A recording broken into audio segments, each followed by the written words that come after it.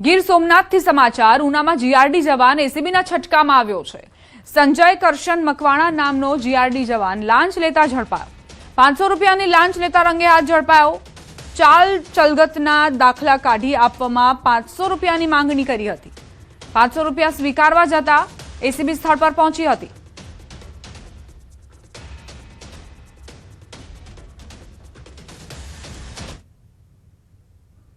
ગીર સોમનાથથી સમાચાર bogus doctor ઝડપાયો છે। ઉનાના કંસારી ગામે એસઓજીની કાર્યવાહી। ડિગ્રી વગર એલોપેથિક સારવાર આપતો શખ્સ ઝડપાયો। ખાનગી ક્લિનિક ચલાવતા ભાવેશ ધીરુ સોલંકીની અટકાયત થઈ છે। રૂપિયા 2.87 લાખથી વધુની દવાઓ અને મેડિકલ સાધનો જપ્ત કરવામાં આવ્યા છે। ઉના પોલીસ સ્ટેશનમાં ગુનો નોંધાયો। એસઓજી અને મેડિકલ ઓફિસરની ટીમે સંયુક્ત દરોડા પાડ્યા। આરોપી સામે વધુ તપાસ હાથ ધરાઈ છે।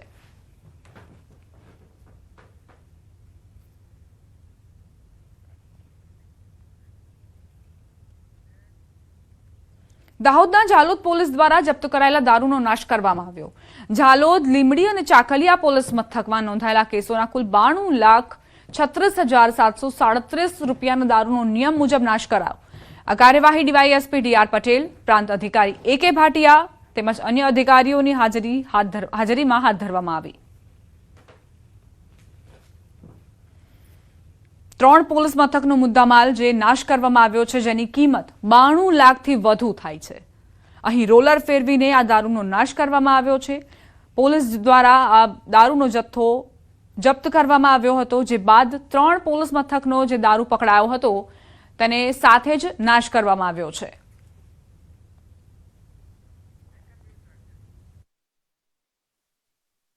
બે 2025-26 માં પકડાયેલ જે ઇંગ્લિશ દારૂ હતો તેનો નામદાર કોર્ટમાંથી મંજૂરી મેળવી અને પ્રાંત અધિકારી શ્રી દ્વારા એની કમિટીની રચના કરી અને આજ રોજ કુલ 53,245 ઇંગ્લિશ દારૂની બોટલો કિંમત રૂપિયા 92,36,737 રૂપિયાનો મુદ્દામાલ નાશ કરવામાં આવેલ છે।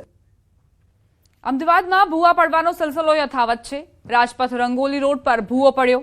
ભૂવો પડતા કાર ચાલક માંડ બચ્યો। સામાન્ય વરસાદમાં જ ભૂવો પડવાનું યથાવત છે। વારંવાર આવા ભૂવાના કારણે લોકો પરેશાન થઈ રહ્યા છે।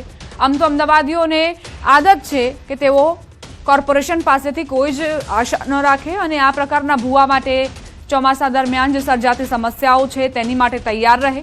પરંતુ હજુ તો સામાન્ય વરસાદ જ વરસ્યો છે। અમદાવાદમાં એટલો બધો વરસાદ પણ નથી વરસ્યો કે આ રીતે રસ્તા પર સમસ્યાઓ સર્જાય, ભૂવા પડે। પરંતુ આ સ્થિતિ છે રાજપથ રંગોલી રોડ પરની કે જ્યાં મસમોટો ભૂવો પડતા જ કાર ચાલક માંડ બચ્યો છે।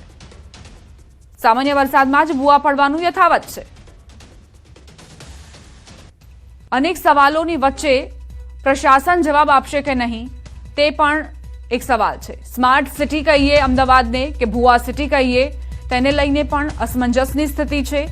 એએમસીની અમદાવાદીઓને નવી ભૂવા ભેટ છે આ કે પછી, કેમ કે અનેક દાવાઓ કરવામાં આવતા હોય છે એએમસી તરફથી, તો શું આ નવી ભેટ આપી છે અમદાવાદીઓને? કરોડોના ખર્ચે બનેલા રસ્તાઓની આવી દુર્દશા આખરે કેમ થઈ જાય છે ચોમાસામાં?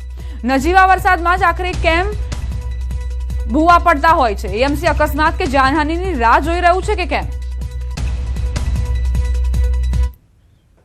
સંવાદદાતા ઋત્વિજ લાઈવ જોડાઈ ગયા છે, તેમની પાસે જઈશું।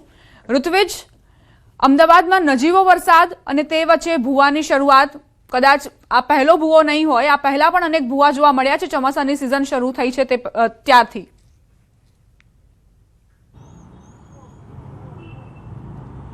દીપા, અમદાવાદ મ્યુનિસિપલ કોર્પોરેશનના અધિકારીઓએ છે તો દર વર્ષે પ્રી મોન્સૂન એક્શન પ્લાન છે તે અસરકારાત્મક બનાવ્યો હોય અને પ્રી મોન્સૂન એક્શન પ્લાન હેઠળ જે કામગીરી થતી હોય છે તે કામગીરી પણ પૂરજોશમાં ચાલતી હોવાના દાવા કરવામાં આવતા હોય છે। દર વર્ષે પાણી નહીં ભરાય, ભૂવા નહીં પડે, આ પ્રકારના બણગા ફૂંકવામાં આવતા હોય છે। પરંતુ જ્યારે પણ વરસાદ વરસતો હોય છે ત્યારે અમદાવાદ શહેરની શું હાલત થતી હોય તે સ્પષ્ટપણે અલગ અલગ દ્રશ્યોની અંદર જોવા મળતું હોય છે। આ વર્ષે પણ વરસાદની હજી શરૂઆત થઈ છે, ત્યાં ભૂવા પડવાની પણ જે સિલસિલો છે તે શરૂ થઈ ગયો હોય તેવું લાગી રહ્યું છે। અને વધુ એક ભૂવો રાજપથ રંગોલી રોડ ઉપર પડ્યો છે, જેમાં એક કાર ચાલક છે તે પોતે કાર લઈને જતો હતો અને આ ભૂવો પડ્યો હતો। તેની કારને પણ નુકસાન પહોંચ્યું હતું। જોકે સદનસીબે કોઈપણ પ્રકારની મોટી જાનહાનિ થઈ ન હતી, પરંતુ ખૂબ જ ગંભીર બાબત કહી શકાય કે આ પ્રકારના જે ભૂવા પડવાની ઘટનાઓ છે તે વારંવાર બનતી રહે છે। કરોડો રૂપિયાનો ખર્ચો કરવામાં આવતો હોય છે, તેમ છતાં અમદાવાદ મ્યુનિસિપલ કોર્પોરેશન છે તે આ ભૂવા પડવાનો જે સિલસિલો છે તે રોકવા માટે જાણે સફળ ન રહ્યું હોય તેવું લાગી રહ્યું છે, કારણ કે અગાઉ પણ આ પ્રકારની અનેક ઘટનાઓ સામે આવી છે.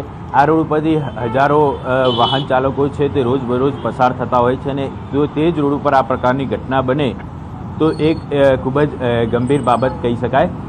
એટલે અમદાવાદ મ્યુનિસિપલ કોર્પોરેશનના અધિકારીઓ દ્વારા પણ ત્વરિત આ પ્રકારે ગંભીરતા દાખવીને આ પ્રકારની ઘટનાઓ વારંવાર ન બને તેની તકેદારીના ભાગરૂપે એક અસરકારાત્મક કાર્યવાહી કરવી જોઈએ. જો કે આ બનાવની અંદર જે કાર ચાલક છે તેની કારને નુકસાન થયું છે, સદનસીબે કોઈપણ પ્રકારની જાનહાનિ જોવા મળી ન હતી, પરંતુ હવે ક્યાંક ને ક્યાંક એવી અસરકારાત્મક કાર્યવાહી કરવાની જરૂર છે કે જેના કારણે આ પ્રકારની ઘટનાઓ વારંવાર બનતી અટકાવી શકાય. જી ઋત્વિજ, આ જે ઘટના બની છે, આસપાસનો જે વિસ્તાર છે ત્યાં કેટલી અવર જવર રહેતી હોય છે, અને અત્યારે તો વહેલી સવારનો સમય છે, કોર્પોરેટ ઓફિસીસ ત્યાં છે, તો એ સમસ્યા થઈ શકે છે કે અહીં ટ્રાફિક જામ થાય?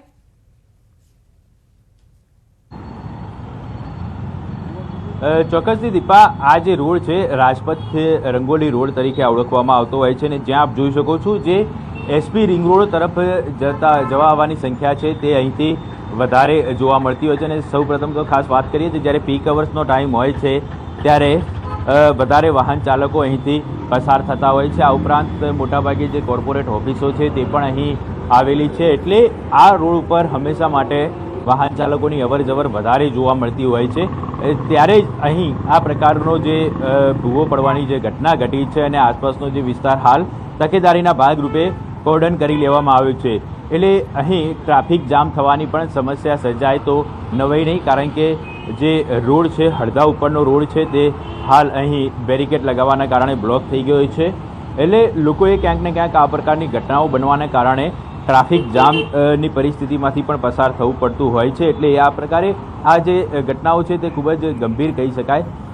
જો પીક અવર્સની અંદર મોટી સંખ્યામાં વાહન ચાલકોની અવર જવર હોય અને તે સમયે જો આ પ્રકારની ઘટના બને તો ક્યાંક ને ક્યાંક જાનહાનિ થઈ શકે છે. અગાઉ પણ આ પ્રકારે જાનહાનિ થઈ હોવાના અનેક બનાવો સામે આવ્યા છે. એટલે ત્વરિત આ પ્રકારે ગંભીરતા દાખવીને એવી કામગીરી કરવી જોઈએ કે જેથી કરીને આ પ્રકારના બનાવો બનતા ચોક્કસથી અટકાવી શકાય. આભાર ઋત્વિજ, જાણકારી આપવા માટે.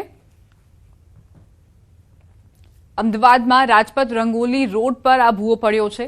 જો કે પ્રશાસને અહીં સારી કામગીરી શું કરી છે કે કોર્ડન કરી દીધું છે કે જેથી અન્ય જે વાહન ચાલકો છે તેમને જાણકારી રહે કે અહીં ભૂવો પડ્યો છે. પરંતુ આશા રાખીએ કે આ ભૂવાનું સમારકામ ઝડપથી કરવામાં આવે.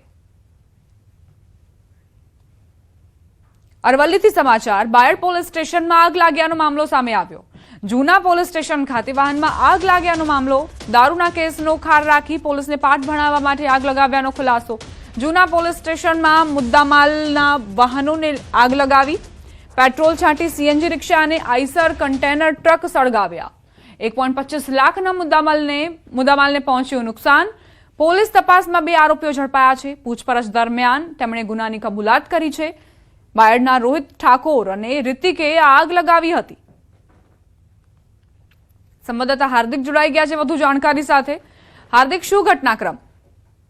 હા, ચોક્કસથી અગાઉ 5 દિવસ પહેલા એક ઘટના બની હતી. બાયડ જે જૂનું પોલીસ સ્ટેશન છે ત્યાં વાહનોમાં આગ લાગવાની ઘટના બની હતી, જ્યાં સ્થાનિક પોલીસે પીઆઈએ ખુદ આગને કાબુમાં લીધી હતી. પરંતુ તપાસ દરમિયાન સીસીટીવી દ્રશ્યો તપાસ દરમિયાન જે ઘટના સામે આવી છે ચોંકાવનારી સામે આવી છે કે પોલીસે ભૂતકાળમાં જે દેશી દારૂના જે કેસો કર્યા હતા તેની અદાવત રાખી અને 2 ઈસમો જે બાયડ મૂળના વતની છે, સ્થાનિકના વતની છે, તેમના દ્વારા આગ લગાડવામાં આવી હતી.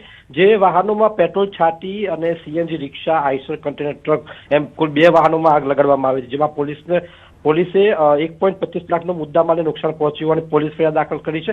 બંને આરોપીએ પોતાનો ગુનો કબૂલ કર્યો છે. ત્યારે કહી શકાય કે પોતાની જે ધરપકડની અદાવત રાખી અને પોલીસને પાઠ બનાવવાનો પ્રયાસ